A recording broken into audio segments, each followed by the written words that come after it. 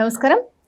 ముక్తినాథ్ యాత్ర జీవితంలో ఒకసారైనా చెయ్యాలి అని చాలామంది అనుకుంటూ ఉంటారు. అండ్ మన పెద్దవాళ్ళని మనం పంపించాలి వాళ్ళు అనుకున్న ప్రకారం అని చెప్పేసి కూడా చాలామంది ప్లాన్ చేస్తూ ఉంటారు.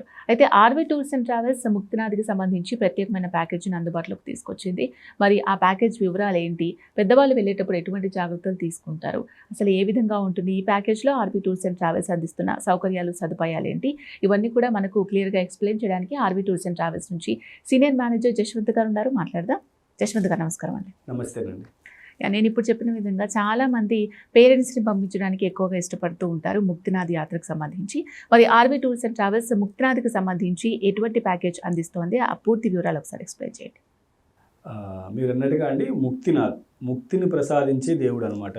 సో జీవితంలో ఒక్కసారైనా సరే ముక్తినాథ్ వెళ్ళి ముక్తినాథ్ దర్శనం చేసుకొని రావాలనేసి ప్రతి ఒక్కరికి కోరిక ఉంటుందన్నమాట. సో ముక్తినాథ్ యాత్ర అనగానే చాలామంది ఎక్కువగా పెద్దవాళ్ళు రావడానికి ఛాన్స్ ఉంటుంది.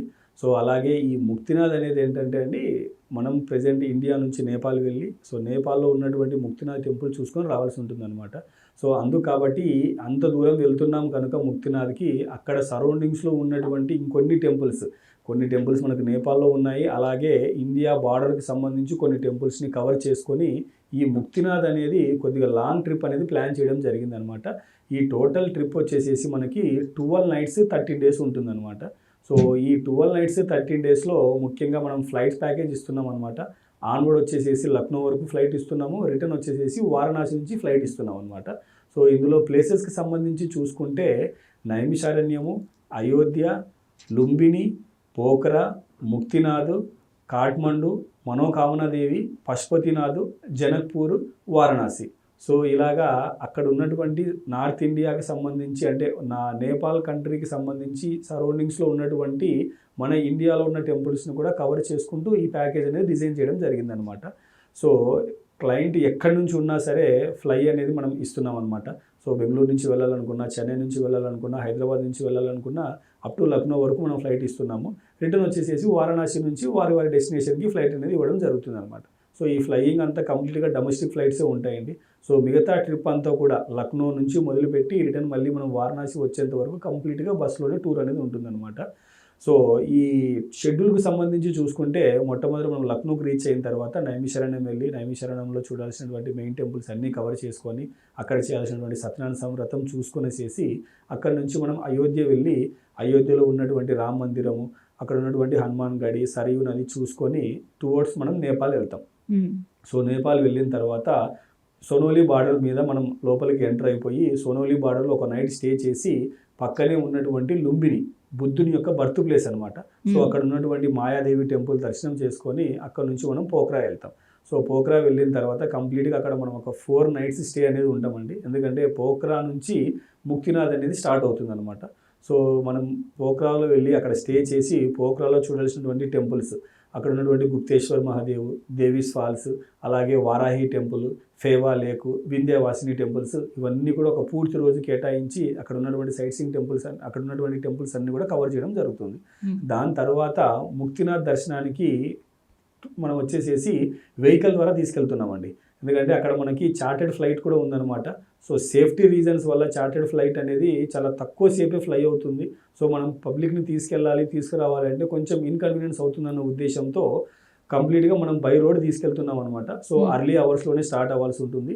ప్రతి నలుగురికి ఒక వెహికల్ అనేది ఏర్పాటు చేయడం జరుగుతుందండి. సో మనం లక్నో నుంచి అసే గ్రూప్ ఆఫ్ పీపుల్ 40 మంది 80 మంది ఎంతమంది ట్రావెల్ చేసి వెళ్ళినా అక్కడికి వెళ్ళిన తర్వాత పోఖ్రాలో మొత్తానికి ఈచ్ 4 మెంబర్స్కి నలుగురికి ఒక వెహికల్ అనేది ఏర్పాటు చేయడం జరుగుతుందన్నమాట. చాలా లగ్జరీగా వెళ్ళి ముక్తినాథ్కి దర్శనం చేసుకొని అదే రోజు తిరిగి సాయంకాలానికంతా బ్యాక్ వచ్చేస్తాం.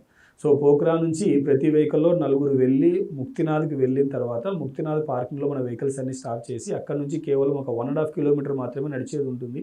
అక్కడికి వెళ్ళిన తర్వాత ముక్తినాథ్లో 108 దారులు ఉంటాయన్నమాట. సో ఆ 108 దారాలలో స్నానం చేసి అక్కడ ఉన్నటువంటి పుణ్యకుండం, పాపకుండంలో కూడా దర్శనం చేసుకొని ముక్తినాథుని దర్శనం చేసుకుంటూ రిటర్న్ బ్యాక్ మనం పోఖ్రాకు వచ్చి స్టే చేస్తాం. సో దాని తర్వాత ఒక రోజు పూర్తిగా రెస్ట్ అనేది ఇవ్వడం జరుగుతుంది. ఎందుకంటే ఇంత లాంగ్ జర్నీ చేసి ఆ టెంపుల్కి వెళ్ళొచ్చిన తర్వాత జనాలు టైర్డ్ అవుతారన్న ఉద్దేశంతో ఆ రోజు అక్కడ స్టే చేయడం అనేది జరుగుతుంది అనమాట. సో దాని తర్వాత రోజు అక్కడ నుంచి మనం మనోకామనాదేవి వచ్చి అమ్మవారి టెంపుల్ అండి, చాలా ఫేమస్ టెంపుల్, హిల్ మీద ఉంటుందన్నమాట. సో ఈ టెంపుల్ వెళ్ళాలంటే కూడా త్రూ రోప్వేలో వెళ్ళాల్సి ఉంటుంది. సో రోప్వేలో వెళ్ళి దర్శనం చేసుకొని అక్కడి నుంచి మనం కాఠ్మండూకి వచ్చేస్తాం.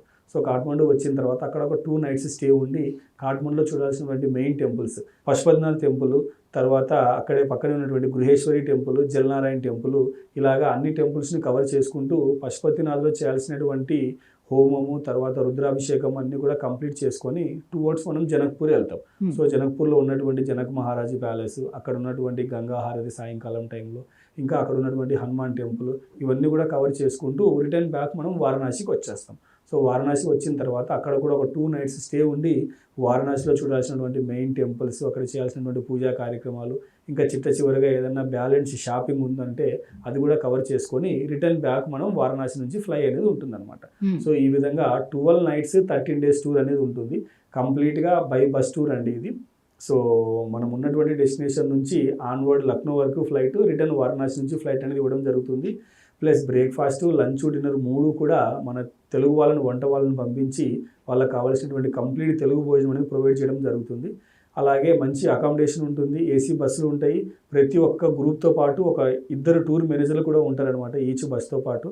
సో ఇవన్నీ కలుపుకొని కేవలం 76,500కే ఈ ప్యాకేజ్ అనేది ఇవ్వడం జరుగుతుంది అనమాట. ఓకే. ఇన్ని సదుపాయాలు ఇస్తూ అండ్ మన భోజనం ఇస్తూ స్పెషల్గా టూర్ మేనేజర్ని కూడా పంపిస్తూ ఇంత కేర్ తీసుకొని ముక్తినాథ్ యాత్ర పరిపూర్ణం చేయించగలుగుతున్నారు కాబట్టి ఆర్వి టూర్స్ అండ్ ట్రావెల్స్కి ఇంత మంచి పేరు వచ్చింది. సో ముక్తినాథ్కి సంబంధించి పూర్తి డీటెయిల్స్ ఎక్స్ప్లెయిన్ చేశారు. థ్యాంక్ యూ అండి. Thank you. సో విన్నారు కదా, ఆ ముక్తిని ప్రసాదించే స్వామివారి దర్శనం చేసుకోవాలి, ముక్తినాథ్కి వెళ్ళాలి అనుకున్నట్లయితే వెంటనే స్క్రీన్ మీద కనిపించే నెంబర్స్ కాల్ చేస్తే ముక్తినాథ్ ప్యాకేజీకి సంబంధించి మరికొన్ని డీటెయిల్స్ క్లియర్గా మీకు ఎక్స్ప్లెయిన్ చేస్తారు. అప్పుడు మీరు ట్రిప్ ప్లాన్ చేసుకోవచ్చు. నమస్తే.